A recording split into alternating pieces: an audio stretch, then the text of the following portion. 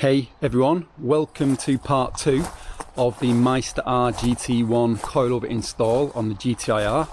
In part 1 yesterday we got the Teins off and we got the GT1s on, and it's been 24 hours now to let gravity do its initial work with the ride height.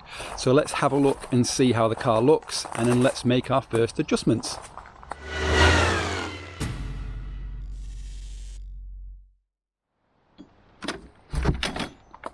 Okay, let's have our first look and see. Guys at meister-r said that there wouldn't be any drop really on these coilovers, but I've found from experience that there always is, because gravity, metal settling and stuff, and like compression and weight. But here we go. So yeah, it's not been 24 hours actually. The fronts have dropped a little, kind of just about reached my hand up to the knuckles there. That's what she said. Same both sides. The rears look the same as they were, but that's not surprising because all the weight's at the front.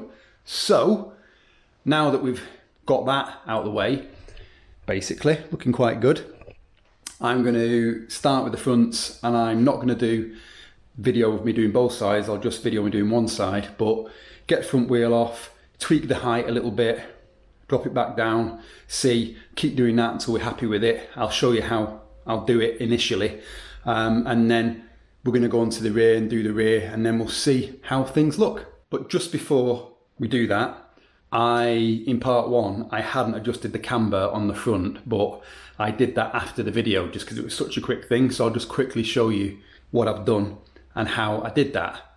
Really easy. I've not done it before, to be honest, on suspension like this, but so simple. So basically, it came at 0 camber, and now it's totally maxed out. So all you need to do is remove one of these bolts here. It was the top one, was further up. Just remove that, move it into a different position that allow you to push this up, loosen them all. And then when you raise the wheel off the ground, you can literally just with your hands, just push the top of the wheel, pull the bottom of the wheel, and that will put the camber all the way in, and then you tighten the bolts and you are done. So that is max negative camber on this car, which,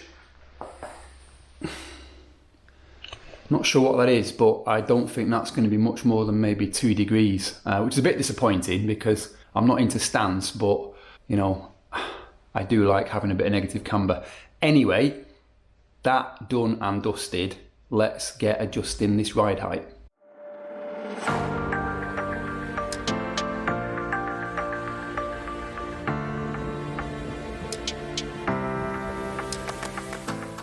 Okay, that's the easy bit done, the wheel is off. So I've taken some initial measurements, which we have here with the vernier caliper, and this is from the top of the rim, wheel rim, to the underside of the fender. So 86mm on this side, 88mm on the driver's side, and the rear's 129mm both sides. So they're identical. So we now know what we want to do. We want to kind of get, well, we're going to get the front first to the kind of height that we want on this side, and then we're going to then try and replicate that pretty much thereabouts with the rear. So there's quite a lot of adjustment needed on the rear, so maybe we won't get to the height we want on the rear. We will see how much adjustment we've got in the damper. But first thing we need to do now is we need to measure this gap here, so we know what we're going to be winding down, and then it's going to be adjusting this ring here, loosening it up so that we can then rotate the body of the damper in an anti-clockwise, no, clockwise direction, I think it is, to lower the car, anti-clockwise to raise the height of the car. I'm going to do that a little bit, drop it down, see what difference it's made, and then kind of keep doing that till we know where we are, know what we want, and then we can lock that ring in place, and then we can move on to the rear.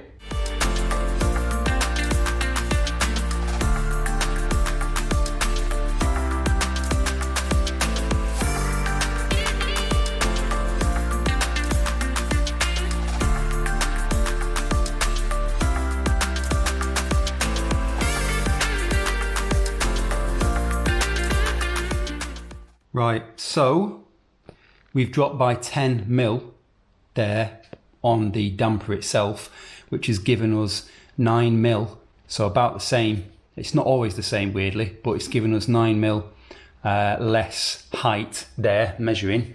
And now we can get just to the sort of first, second knuckle in, and I think that is kind of where I want the height to be. So I will now just lock that ring into place for now, and then we can move on to the rear and we know roughly what we might be aiming for.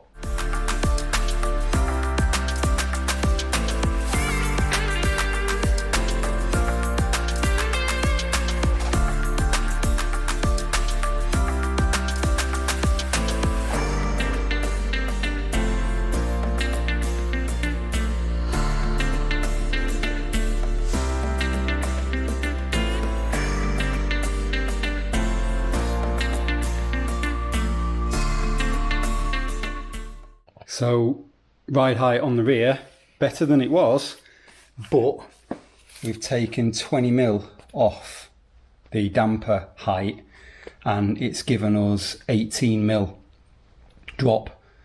So loads left to go. So what I'm going to do is I'm going to carry on winding this one down, get it as low as I possibly can, and then I think it's going to have to be, if I can't get it low enough, I'm going to have to raise the fronts. But at least you're getting an idea of what we're doing here. So I'm going to kind of do that, muck about with it, do the other side, come back after a SpongeBob with things kind of set, I hope, and we can have a look at where we end up. A few inches later.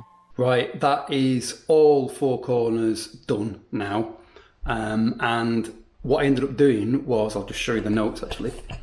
What I ended up doing was, initially, I dropped the fronts from 28 mil on the damper to 18 mil, which looked awesome.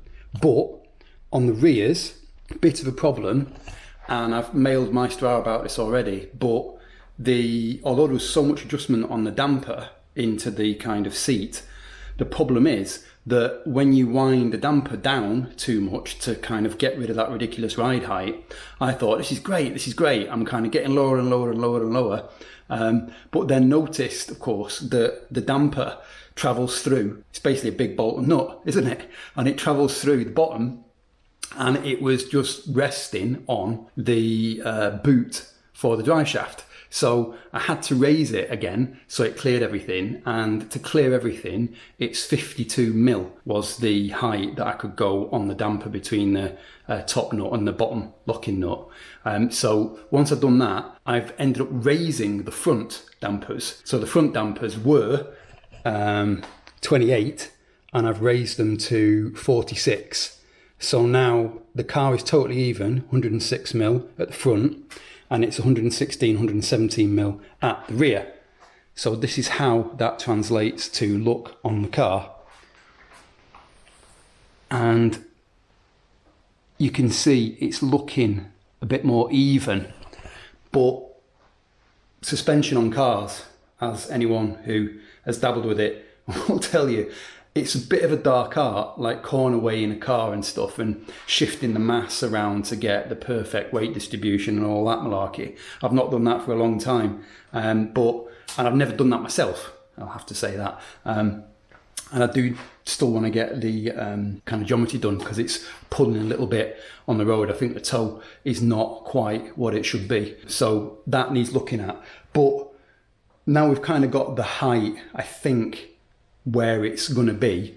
I've been for a drive and didn't bother videoing it because what's the point? You just watch me in the car going, oh yeah, well that's different. But I will have to say that compared to the Teins, which look very tidy, sat here, that probably going to end up on the wall, compared to the Teins, oh my god, it's night and day. Like, I've set the fronts to be 10 from soft and the rears to be 8 from soft, and the damping is just unbelievable, just perfection. Meister-r, you are very good at what you do.